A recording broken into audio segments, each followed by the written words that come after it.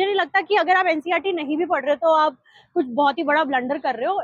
It is fine if you are not reading it. मैंने ऐसे notes नहीं बनाए हैं, बट मुझे ऐसा था कि अगर ये क्वेश्चन मैं विद टाइम एंड अगेन भूल रही हूँ तो मैं एक छोटी सी जगह पे उसको लिख लेती थी। एज सच मैंने स्पेसिफिक हर उस चीज के नोट्स नहीं बनाए। मैंने चैट जीपीटी का बहुत यूज करा है जी। हर स्टेज पे, प्रीलिम्स, मेंस और इंटरव्यू के लिए भी मैंने चैट जीपीटी बहुत। और आंसर राइटिंग में मैंने किसी कोचिंग का फॉलो नहीं करा था।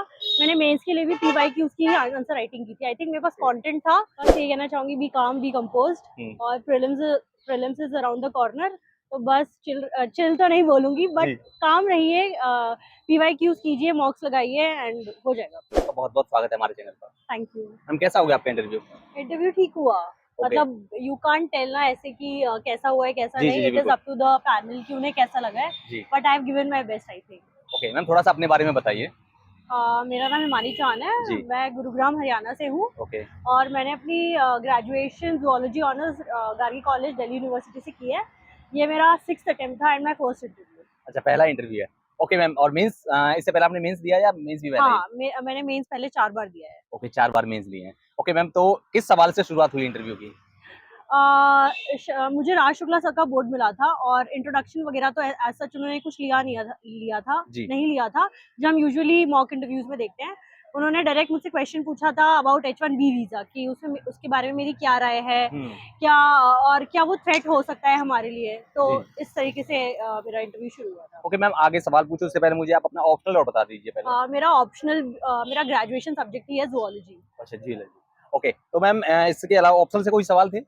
ऑप्शनल से मुझसे सवाल कुछ नहीं पूछा गया, बस मुझे पूछा गया कि मैंने जूलॉजी एज अ सब्जेक्ट क्यों चुना, क्योंकि बहुत ही अनकन्वेंशनल सब्जेक्ट है, बहुत ही कम लोग इसको ले रहे हैं। और मैं भेड़ चाल की तरह मैंने बाकी सब्जेक्ट जो स्कोरिंग है, जो बोलते हैं यूपीएससी में एंथ्रोपोलॉजी और सोशियोलॉजी, जो कि बच्चे यूजुअली ऑप्शनल को चेंज कर देते हैं ग्रेजुएशन सब्जेक्ट से, तो मैंने कहा कि नहीं, मेरे पास रिसोर्सेज थे and I had a good grip over my subject, इसलिए I chose zoology as my option. Okay ma'am, एक तो आपने बता दिया कि रिसोर्सेज थे आपके पास में आपके ऑप्शनल चूज करने के लिए। इसके अलावा और जो बच्चे ऑप्शनल चूज करना चाहते हैं उनको क्या किन किन चीजों को ध्यान में रखना चाहिए? रिसोर्सेज एक तो मेजर रोल प्ले करता है कि आपके पास रिसोर्सेज है या नहीं उस सब्जेक्ट का जी। एंड उसके अलावा आई थिंक गाइडेंस भी बहुत इंपॉर्टेंट रोल प्ले करता है। मेरे पास मेरे फ्रेंड्स थे, कॉलेज फ्रेंड्स, जिन्होंने मुझे time and again they have helped me about topics which I was not able to understand और जिसमें मैं थोड़ा वीक थी। तो I think resources and guidance are important.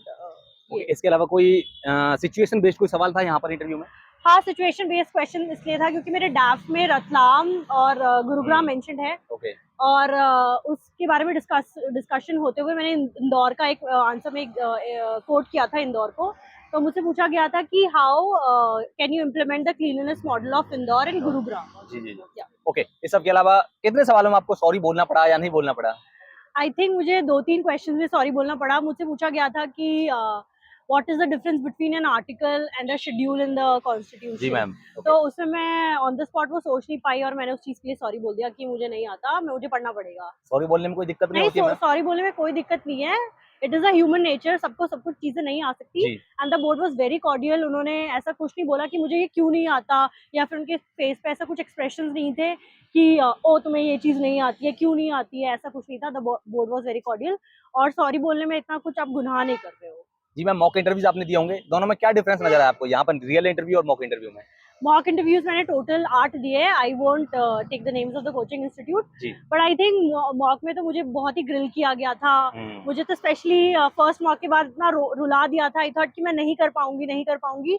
मॉक्स में आपको डराते हैं। द मॉक का बोर्ड इज वेरी ग्रिलिंग, ठीक है, हर चीज में आपको ग्रिल करता है, बट यहाँ पे ऐसा कुछ नहीं था। The board is very friendly, अच्छे से बात करते हैं और तो मतलब मॉक को देख करके जो इंटरव्यू देने आ रहे हैं उनको बिल्कुल घबराना नहीं चाहिए, इसको सीरियसली उनकी तरह नहीं लेना चाहिए, मतलब जैसे वो मॉक हाँ, बिल्कुल नहीं।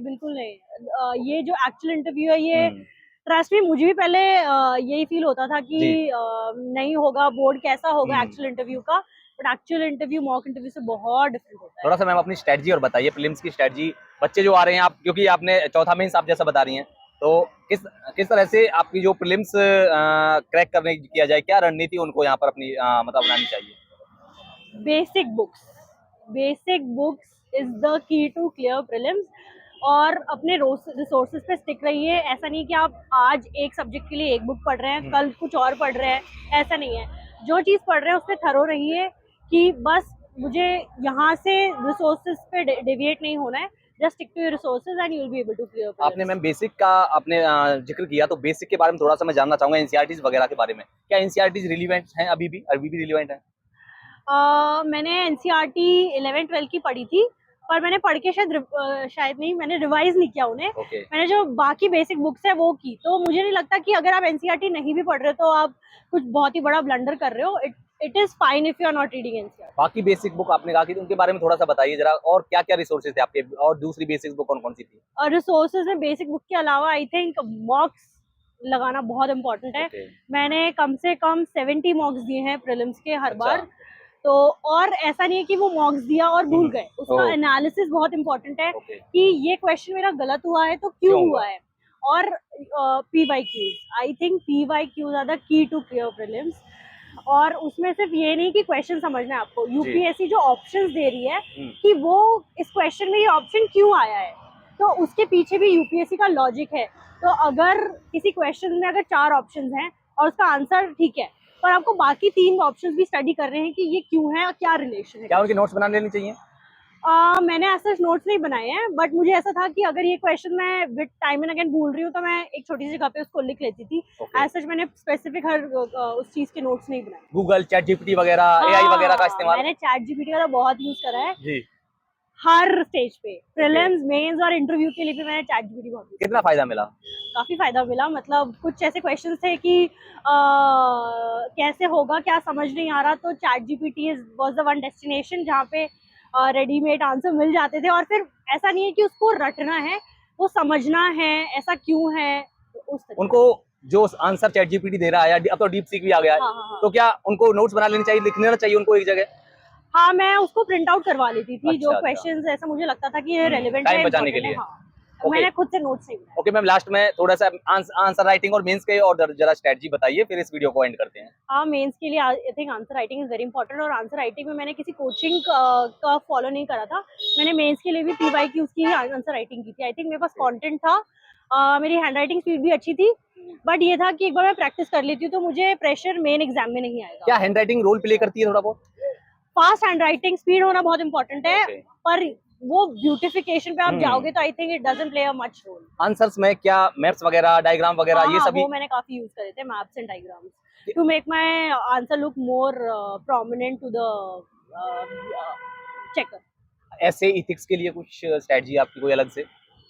ऐसा तो कुछ स्ट्रैटेजी नहीं थी मेरी। बस यही था कि एग्जाम्पल्स कोट करो एथिक्स में, वो इट मेक्स अ डिफरेंस।